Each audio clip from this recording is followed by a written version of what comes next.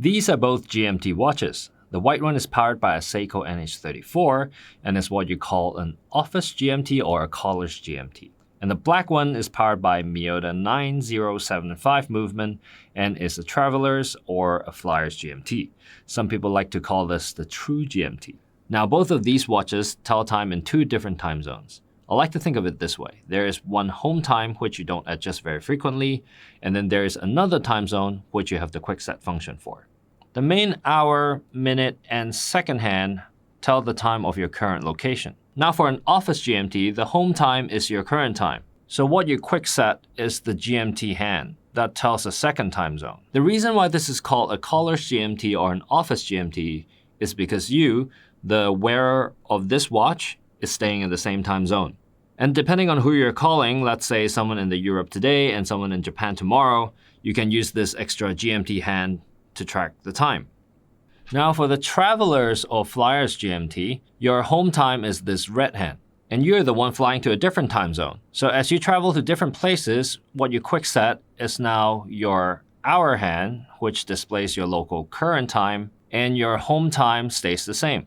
Now some people call this type of GMT the true GMT because the first GMT complication with an independently set hour hand has this kind of structure. But it's important to know that before the quote-unquote true GMT, we actually have another version of GMT, the Rolex GMT Master.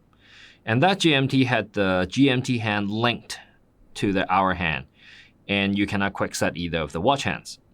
And the way to tell the extra time zone is by rotating the bezel. Then you can adjust the time zone displayed by the extra watch hand.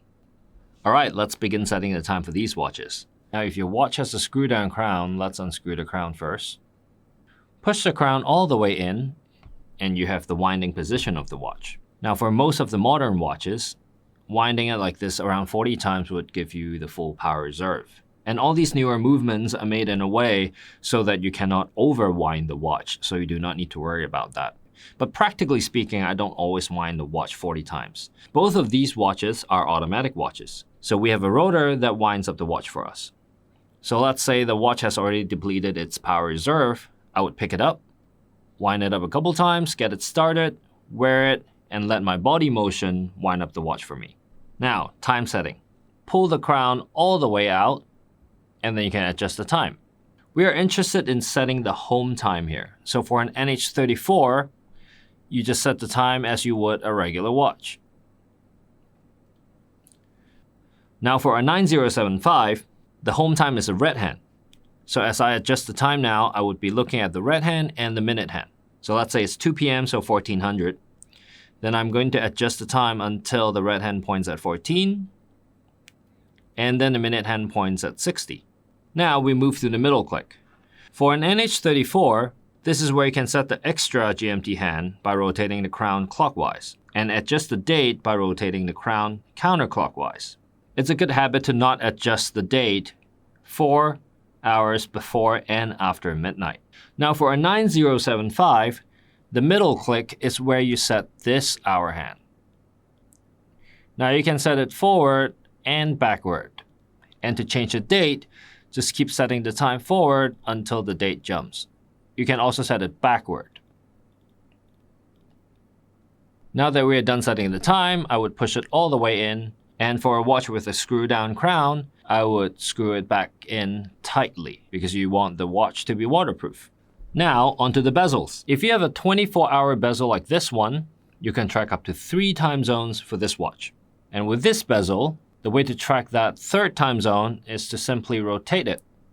Now, let's say your third time zone is currently at 1400, so 2 p.m. So I just need to rotate it until 14 is where the extra GMT hand is pointing at. Now we have one time zone, which is our current time here, the second time zone with the GMT hand and the chapter ring, and the third time zone with the GMT hand and the bezel insert. Now, not everyone needs to keep track of 3 different time zones, so that's why a lot of GMT watches actually comes with dive bezels.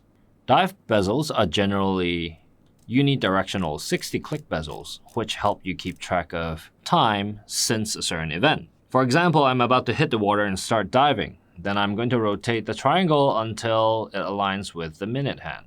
And then as time passes, I can use the bezel to keep track of the time. The reason why I want a unidirectional bezel for a dive use case is because when I'm in the water, let's say I mistakenly move the bezel insert, the worst case scenario is that I hit my 20-minute limit earlier, so I end my dive earlier. But if this bezel can go the other way, I would end up staying in the water for too long, which is dangerous. Other than diving, there are actually many ways to use this bezel. I use this to just mark a certain time that I need to remember. For example, when I enter a parking lot, right? I don't want to pay extra. And that's it. This is how you use your GMT dive watches and the key differences between the NH34 and the 9075 GMT. I hope you enjoyed the video.